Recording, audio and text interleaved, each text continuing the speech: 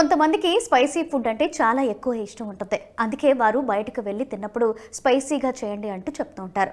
అయితే ఇలా ఎక్కువగా స్పైసీ ఫుడ్ తినడం వల్ల అనేక అనారోగ్య సమస్యలు వచ్చే అవకాశం ఉందని అంటున్నారు ఆరోగ్య నిపుణులు. స్పైసీ ఫుడ్ ఎక్కువగా తీసుకోవడం వల్ల ఆయుష్ తగ్గిపోయే ఛాన్స్ ఉందంట. ఇక ఈ మధ్య యూరోపియన్ దేశాల్లో స్పైసీగా ఉండే రామస్ న్యూడిల్స్ను నిషేధించిన విషయం తెలిసిందే. దీనికి కారణం స్పైసీ ఫుడ్ తీసుకోవడం వల్లనే ఒక వ్యక్తి అనారోగ్య సమస్యలను బారిన పడి మరణించడమే. ఇక కారం ఎక్కువగా తీసుకోవడం వల్ల చాలా మందిలో అనేక ఇబ్బందులు వస్తూ ఉంటాయి.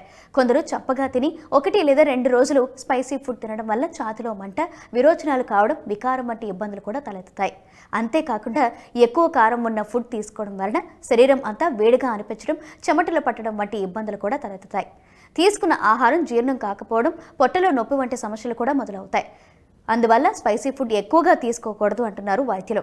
వీలైనంత వరకు స్పైసీ తక్కువగా ఉన్న ఆహారాన్ని తీసుకోవాలి. దీని వలన జీర్ణక్రియ సాఫీగా సాగడమే కాకుండా ఎలాంటి అనారోగ్య సమస్యలు కూడా దరిచేరవు.